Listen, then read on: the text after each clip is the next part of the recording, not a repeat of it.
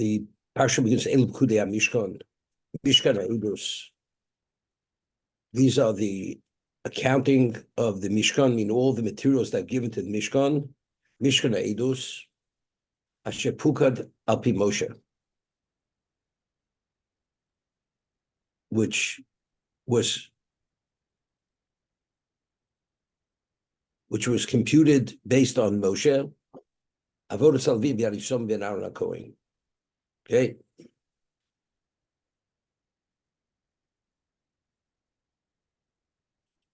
So over here, if you take a look in the Sipuno, we had mentioned yesterday, I had mentioned there's a medrash that tells us Zov, Kesem, Nechoshes, that the three materials that were needed, the metals, were Zov, gold, silver, and copper. So the medrash tells us it's a Yalkut that Zov ze Mishkan Shel Moshe. Zov is referring to the Mishkan of Moshe Rabbeinu. It was beloved Hashem as gold. Kesef is Bayis Rishon. Kesef is alluding to Bayis Rishon because the wealth of the Jews at the time of Shlomo Melech, where he ruled the world supreme, silver was like stones. You were able to find silver in the streets, had no value. Nechoshes is Bayis Sheni. Why is it Bayis Sheni? Because there are 5 things lacking from the second Beis Hamikdash, which were not in the first, and therefore the word nechoshes comes from nechushta. It's like from the bottom. It's the least of the 3. So each of these metals allude to the Mishkan, Bayis Rishon, Bayis Sheni. Okay.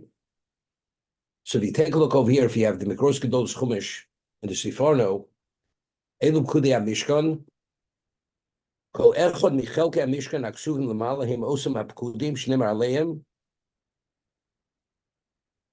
All these computations, which were mentioned earlier, in terms of the vessels, the components of the Mishkan, the Torah tells us, it says, "Ubeshemos tifkudu es klei mishmeres masom biyadi somer."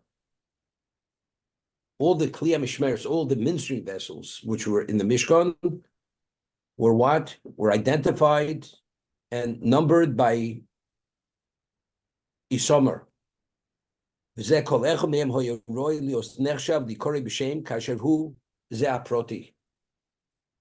one of these vessels, in their own right, had a special distinction. Not because it functioned in that capacity. When they were identified, each vessel was, it says, Ubeshem Sikru. It's a pasuk in Bamidbar. Ubeshem Tifdu Esklei Mishmeres Mason. You will identify them, the Klei Mishmeres, by name. What is name? Name is to identify. He says it's more than just to identify the vessel, what the vessel is. It's more than that. It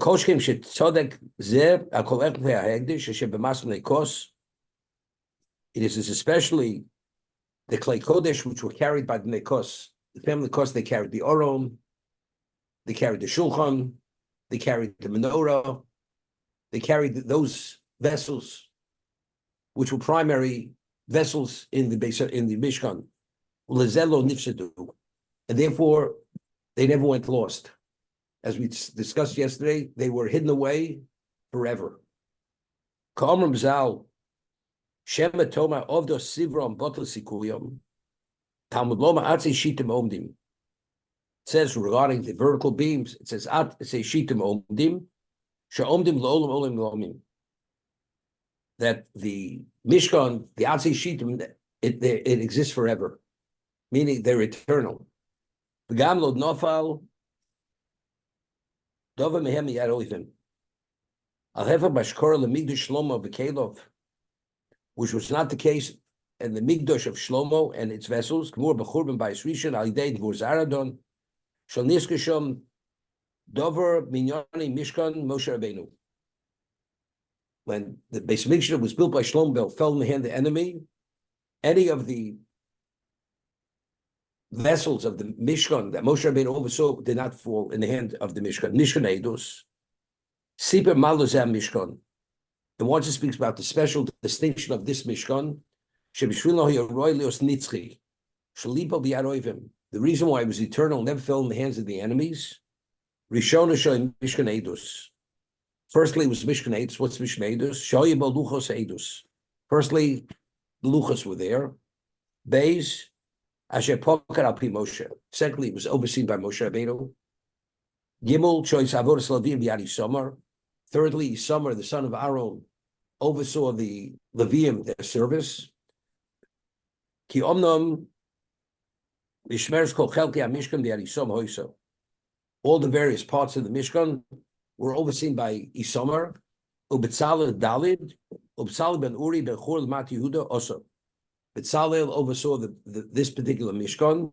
Shoy Roshi Umnois Belochas HaMishkan V'Kelov Miuchosim V'Tzadikim Shebedor. All those the artisans who made the Kelov of the Mishkan, they were what? They were Miuchosim. They had that special pedigree, and they were the most righteous of the generation. And because it was made by such special people for all these reasons, therefore the Shekhinah dwelt in their handiwork. But the Beis Hamikdash was built by Shlomo. They imported foreign workers from Tzur. But even though the Shekhinah dwelt in them, but nevertheless, ultimately, the parts of the Beis Hamikdash were lost in the hands of the enemy. There were times where it had to be refurbished. The Beis Hamikdash fell in disrepair. And ultimately was destroyed.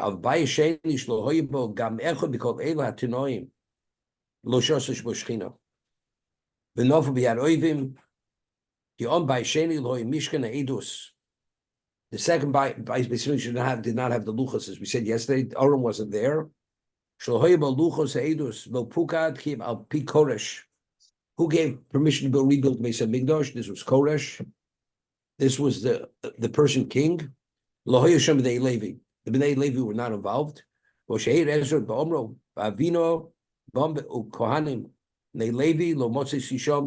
Levium did not want to come back from above him. So the Levium initially were not involved in the Beis Hamikdash.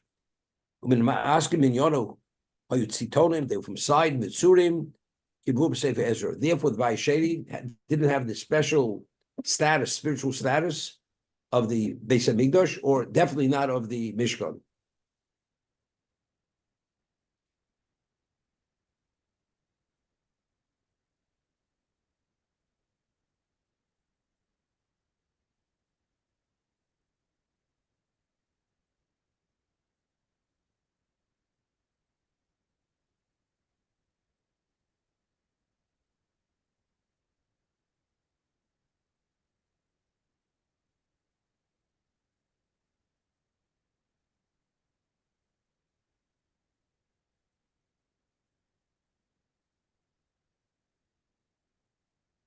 Betzal ben Uri ben Chor Mat Yehuda also is called Shetziva Hashem es Moshe.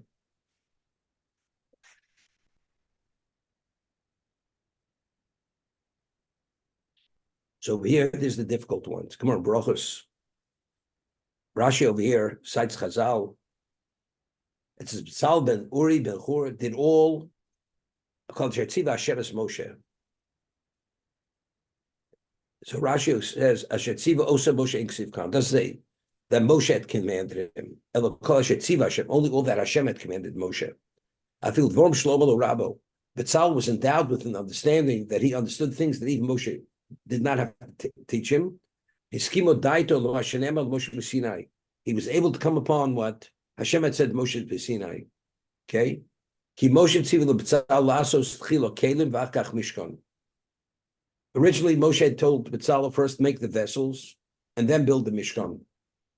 The location which they would be put, Omla Betzalel, Mina Golam, Lasos Tchilo, Bayis, V'akach Mesim Kelim B'Sol. First you build the house, and then you bring the furnishings into the house. You bring the vessels in the house. And you're telling me first to develop the vessels, and then afterwards build the Mishkan. Omla Kach Shemat Pi HaKadosh Baruch Hu. So Moshe Rabbeinu says, What you're telling me is exactly what I heard from Hashem, not like I told you. I instruct you to first make the Kalim and then make the Mishkan. But what you're saying to me, that we should first build the outer part of the Mishkan, the crushim, all that, then bring the vessels in. Factually, that is what Hashem told me. Amala Moshe Betzel Kelo Yisa. That a confirmation that you're in the shadow of Hashem. And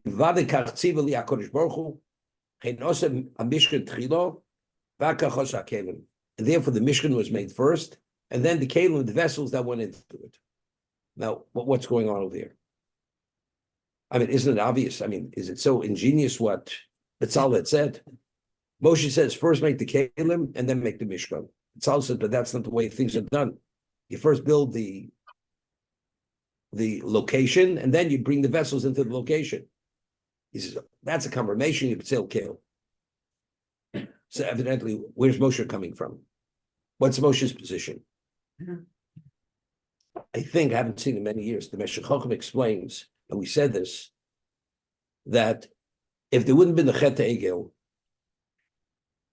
the crushing, the location wouldn't have been necessary. As a result of Chet Egel, Hashem says, Osli Migdosh U'Shechat B'tocham. We need a medium called Mishkan, a Migdosh, that through that medium we have a relation with Hashem. Because the Jews, as a result of being tainted with the Chet Egel, we're no longer worthy of that direct connection. But initially, if not for the Chet Egel, the Shekhinah would have dwelt directly in our midst. So the location in which we would have brought the vessels, all that wouldn't have been necessary. We were the Mishkan. But as a result of Chet Egel, that we were no longer qualified to be the Mishkan, therefore we need the crushing. So now you bring the vessels into a location. Initially, what was the location? Location was Klal Yisrael. We were the location. But as a result of Chet Egel, things changed because we no longer qualified. Therefore, we need the Mishkan. So what Moshe originally instructed Betzalel was what he heard before the Chet Egel. Before the Chet Egel, what's the order? First the Kalim, and then the Mishkan. Because what's primary? Primary is the Kalim. Because location, we have location. But after that, we were no longer qualified. Now the Mishkan plays another role. That's Osli Migdosh U'Shechat B'tocham. Now we need that as the medium.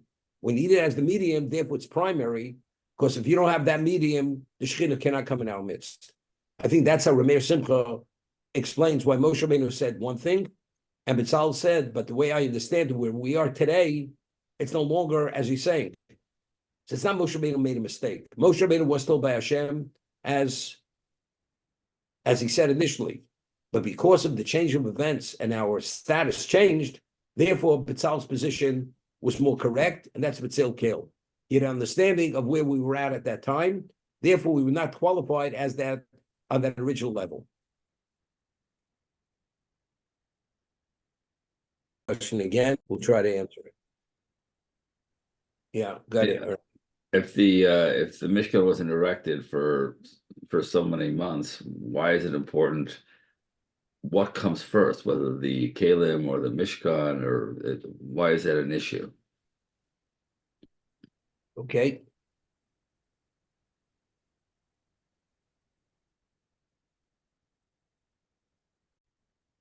Trying to find Meshech Chochmah.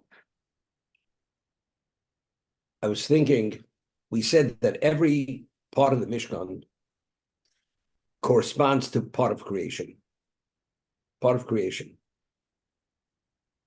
It's not just a physical edifice. Every vessel, every component of the Mishkan had to be infused with a specific kavanah. And Betzalel understood, we mentioned the Gemara says in Brachos, how to conjugate the letters of the Aleph base to bring about the energies which brought about existence. When we speak of brought about existence, not only physical existence, the terrestrial, the celestial, the spiritual worlds, whatever Hashem created for this world to function, that was all contained within the Mishkan. And that had to do with the intent that was infused in the Mishkan, besides the form of each one of the vessels and the whole structure and the profile of the Mishkan itself. As a result of that, there is a specific order. When Hashem created the let's say the human being, it says first he formed the body, then he infused it with the soul. Right? That was the order. First, it says he took the earth and he developed the physicality of the human being, and then he infused it. He blew through his nostrils a soul of life, and then he became nefesh chaya. He became a living entity. He became a speaking species. So there's a specific order. So the order, you're right, in terms of assembly of the Mishkan was not till months later. And everything, they were all just components. But the question is, when you build something, or you do the diagram, or the blueprint, what comes first? How do you do it? Because it's the order in terms of bringing kavanas. See, the kavana existed before it was assembled. Once it's assembled, the sum total is greater than its parts. But if not the parts, each one being infused for it was infused to be, when you put it together, it wouldn't function as it was meant to function. So initially, who was the Mishkan? We were the Mishkan. So when you develop those vessels initially already functioning without the Mishkan, because we are the Mishkan, even before the assembly. Even before you erect those, there the Krushim are only the equivalent of what? It's no different than a vessel. Afterwards, the Mishkan is more than just a vessel. The Krushim afterwards become, that is the location. See, initially the Krushim function is a different function. We are the Mishkan initially, the vessels are within our midst, the Shechin is within our midst. As you have the Mizbeach, you have Krushim. After the Chet Egel, the Krushim were more than just like the Mizbeach. Now the Krushim are essential for the location of the Shechina, which was not the case initially. Therefore, as a result of that, the order of how it has to be made is a different order. First, we have to infuse the Mishkan with the Kavanah, because now the Mishkan is the equivalent of Klal Yisrael. Because now it's the location of the Shechina. It functioned as the location. Initially, the Mishkan didn't function as the location. Location of the Shechina was what? Was Klal Yisrael. So now it's a different Kavanah. It has to be infused with a whole different understanding of what its capacity is. Therefore, the Krushim had to precede the actual the vessels for that reason. That's what I was thinking. Point.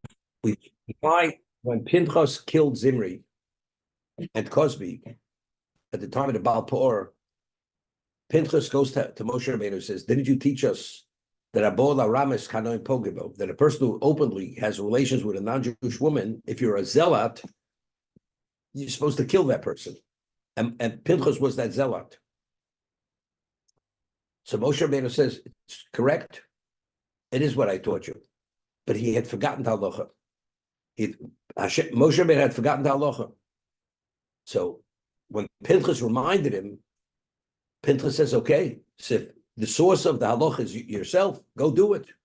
He wanted to give Moshe Rabbeinu the opportunity to do the mitzvah rather than himself. So he says, "No, that because you remembered, I did not remember, the one who reads the proclamation, he should carry out the order. And since you merited to remember it, I forgot, that's an indication, a confirmation, you should do the mitzvah, not myself." So over there, it doesn't say Moshe Rabbeinu needed clarification. Over there, it says he forgot. It's Nis'al Mimenu Halacha, he forgot the halacha. Here it doesn't say Nis'al Mimenu. It doesn't say he forgot. Right? It's what he told him, he says, that's correct. What Hashem taught, that is. It seems over here, it's more like an elucidation. It's not he forgot. He says, Kach tzivili HaKadosh Baruch Hu. It doesn't say Nis'al Mimenu Halacha, and therefore, Betzalel is reminding him what he had. Kach tziva. When Hashem said, "V'osli migdash shochanti b'tocham," he thought, make the migdash, but in what order? The original order. On that, Betzalel said to him, the way I understand it, it doesn't mean that. So he says, in truth, that is exactly what Hashem said. Based on the words that Hashem said to me, that's exactly what he commanded me, as you're telling me. Because the term in Salman Halacha doesn't say it here. We find also by Clay Mijan, after Mijan, when the Jews came back and they didn't kill the women who actually seduced the men by the Baal Peor, it says Moshe Rabbeinu became angry. And then we find right afterwards that Elazar communicated the laws of purging vessels, the various laws of purging. So over there, Rashi cites the Chazal. What happened to Moshe Rabbeinu? I mean, everything is from Moshe Rabbeinu. So why did Allah teach them the laws of purging? So it says it was because he became angry. It was in Salman Halacha. Because he became angry, he forgot the Halacha. We find also by the laws of inheritance. With no Slavchad only had daughters. And over there also, it says in Salman Halacha. Moshe Rabbeinu forgot the Halacha. Why did he forget the Halacha? Because originally when Yisro had made the suggestion about setting up the court system, the greater courts, the lesser courts, Moshe Rabbeinu says, "Hadovra kosher tavin elai." What's most difficult, you bring to me. I'll adjudicate it. So Hashem says, "You're going to adjudicate it." That was a little bit of lack of humility on Moshe Rabbeinu's part. The words, not that he was the most humble man, and because of that, Hashem says, "I'll show you. You don't know everything." And therefore, it came to no slavcha, to laws of inheritance, that a daughter inherits. If there's no son, that was the Salma. That halacha was forgotten. And it came about, it was posed to Moshe. Moshe didn't know, and he had to consult with Hashem, and Hashem had told it to him. But he had forgotten halacha. Again, why? Because he had said in a way which wasn't, for Moshe, it wasn't sufficiently appropriate. So all these various locations, I'm just mentioning, the term Nisalme Halacha is mentioned. Here, it says Kasha, it doesn't say Nisalme Halacha, it says this is like an elucidation of what he heard from Hashem.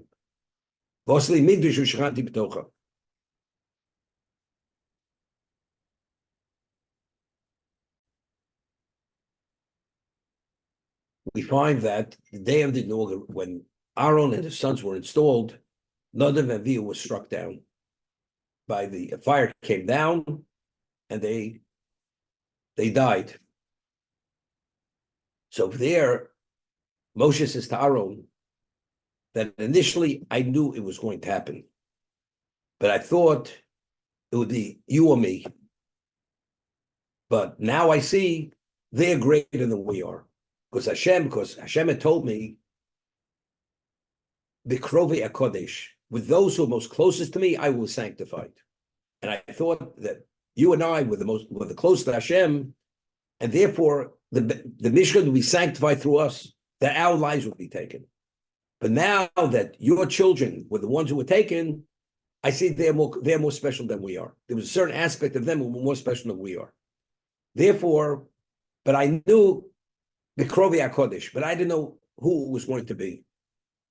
But initially over there, the words Hashem said to him, he didn't say Bikrovi HaKodesh.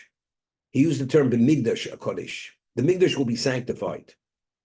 But over there, the Chazal said, it shouldn't be read Migdash, but Bikrovi HaKodesh. Those who are closest to me.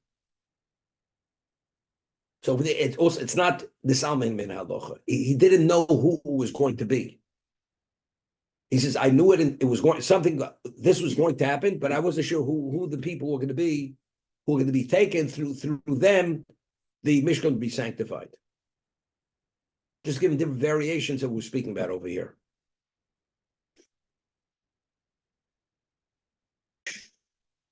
We found earlier that when they built the Mishkan, if you looked at the Mishkan, I mean, you had multiple, let's say, cabinet makers, experts in carpentry. You had goldsmiths, you had weavers, you had everything. And each one was exceptional, as if they were the most advanced professional as artisans in these areas. And yet, when you looked at the Mishkan, there was a certain uniformity. It looked like the same artisan had built everything.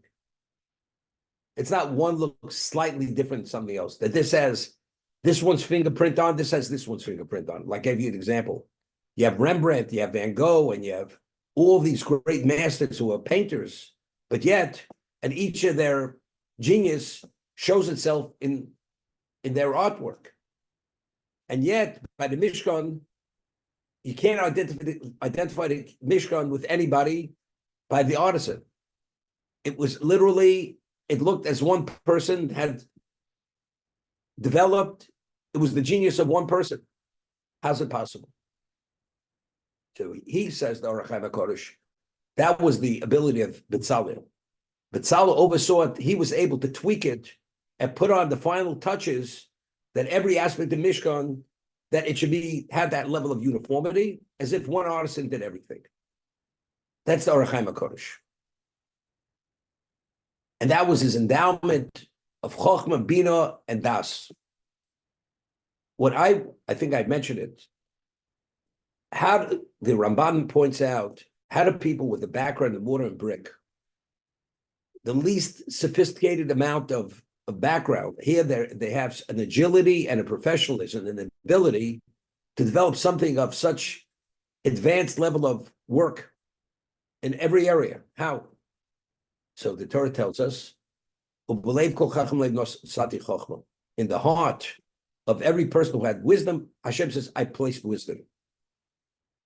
As a result of that, each person who was actually involved, what was the source of his ability? The same source. It's like, you have 1,000 robots, and each robot is programmed by the same person, and you have the same software in every robot, and every robot is exactly the same, developed in the hardware. The work of every robot is exactly the same as the other robot, even though you have 1,000 robots. So I'm saying every Jew who participated in Mishkan was B'leiv Kol Chacham Leiv Nosati Chochma. So where did this emanate from? That tells you who the real artisan was. The artisan was Hashem. They were just the pawns on the board carrying out the order, but the way they did it, they were worthy because they had Yerushalayim. That's B'leiv Kol Chacham Leiv Nosati Chochma. That's why they were qualified. But once they qualified, why did they function in that capacity? How did they function in that capacity? Hashem directed every move they made. That was under Hashem's direction. And therefore, the end result was identical. What one had done was identical as the other. And you couldn't see any nuances of difference from one artisan to the next. Although they all participated, many of them participated in gold or silver or whatever it was. Nazis, Yamach Shemam Zichram, they hunted these holy rabbis because they wanted, that was the greatest catch they could find, and they would murder them. And they had a price on the Belzer Rebbe. He was a man, he was older already, and he was a very holy man. He had a world-renowned reputation for his holiness. If he gave a bracha, the bracha always took effect. It was a known fact that he had distributed to a few people, maybe 20 people, 30 people, gave each person a silver coin. And he told them that if they keep that coin, they're going to survive the Holocaust. Regardless, every person that was given that coin survived the Holocaust. Every one of them. The people, I heard it from people themselves. What happened after the war? Every person had this coin that was given to him, the coin disappeared. They did not know what happened to the coin. Every person who was given the coin by the Belzer Rebbe, the coin disappeared, but every one of them survived the war. Each one was given that coin. That's Rebara LeBelzer. Now, a person, you have a talus. You could shower every day, whatever it is, but ultimately, every once in a while, you have to clean your talus. Of course, from usage, it becomes dirty, has to be cleaned, has to be laundered. The Belzer Rebbe never laundered his talus. That means all the years he wore the talus, he always wore the same talus, never had it laundered. When he came to Eretz Yisrael, he came in the middle of the war. I told you, they smuggled him out. And, he incognito, they put on a disguise on him. He looked like a peasant, like a Polish peasant. And they somehow smuggled him and it cost him a fortune of money. People had given from outside of Europe, or people gave fortunes of money to smuggle, to pay the people, bribe people to be able to smuggle him out. When he came to Tel Aviv, he had his talus laundered. He had his talus washed. Why? So he explained that when a person prays with a talus and you sweat, the sweat of the Belzer Rebbe, when he prayed with such fervor, sweat was Kedusha. It was emanating from his dedication and his feeling towards Hashem. Therefore, the talus was absorbed with kedusha.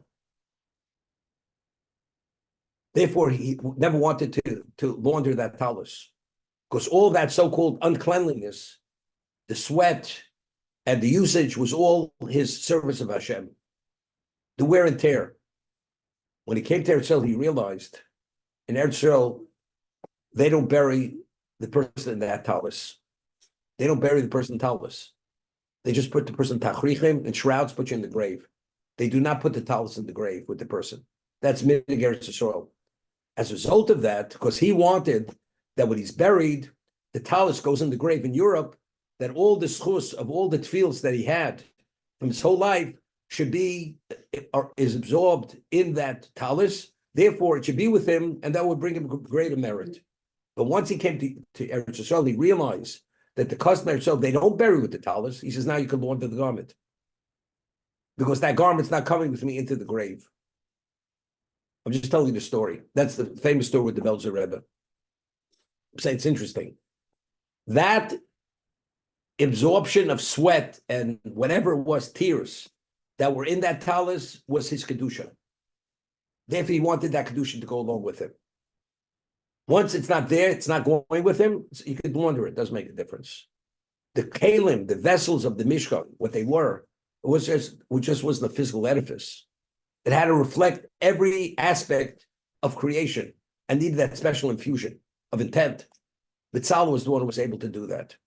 And the artisans were able to do it also, because that had to do also with the chokhmah. It wasn't only the physicality developing the vessel, it was also having some degree of understanding of what the function of that vessel was.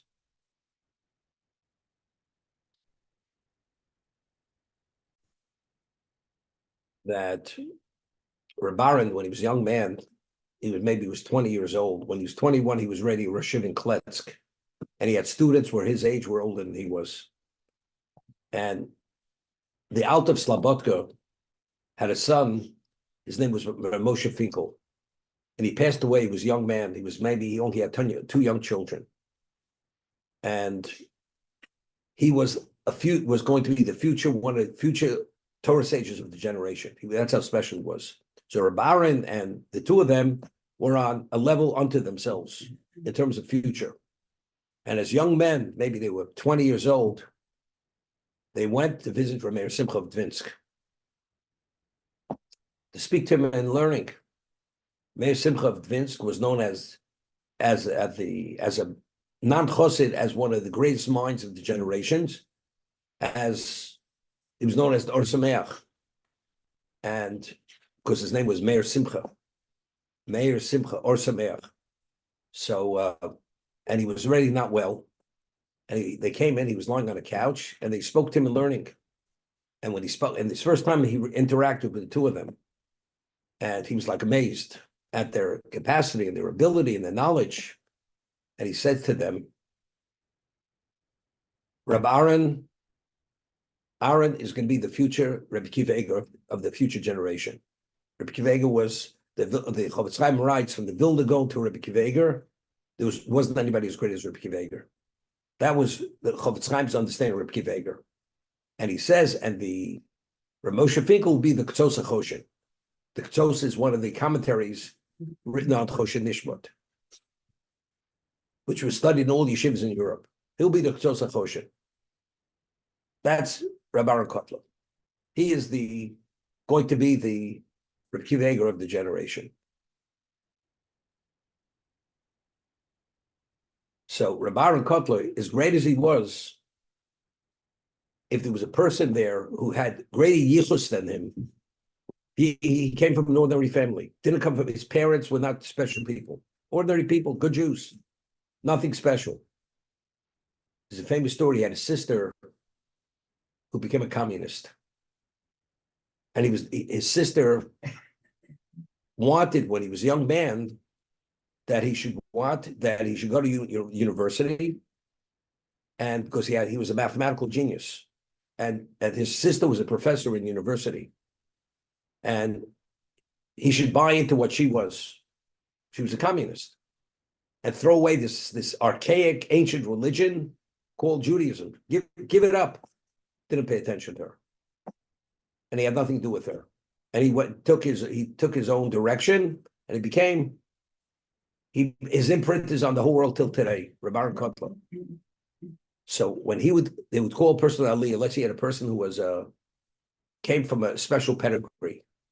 Although he couldn't hold up a candle to Rabban, they would give him precedence to acknowledge him before Rabban.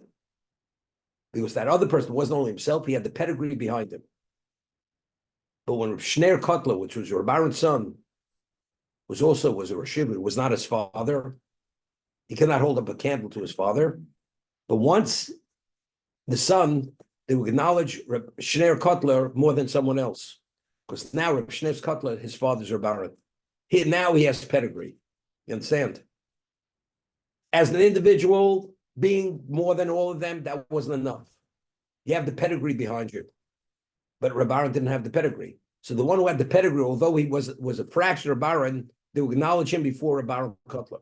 But once Rabban had a son, and Rabban's son's father was Rabban, now Rabban's son, Reb Shneir, took precedence of other people, because now he was of that special pedigree. His father was this leading Torah sage. Just telling this story. Same idea. Betzalel was Ben Uri ben Chur Mati Yehuda. His yichus, his pedigree was a special pedigree. Chur was the son of Miriam. Chur gave his life, or whatever it was. Therefore, he had that special pedigree. Therefore, he was worthy to be endowed. Not because of only himself. Of course, he had to have some level of qualification. But it was because of where he descended from. Don comes from the Bnei Shvachos, from the concubines. As a result of that, he doesn't have that pedigree. But Hashem is saying, and Rashi cites it, even though he's not, but you acknowledge a person because of who he is, not only because of where he comes from. And you give him each acknowledgement, each level, but still he's secondary to Betzalel. Olev was secondary to Betzalel. But nevertheless, he was involved in the most important project, which was Vasili Migdosh V'Shachanti B'Tocham. I mean, I sort of thought of it as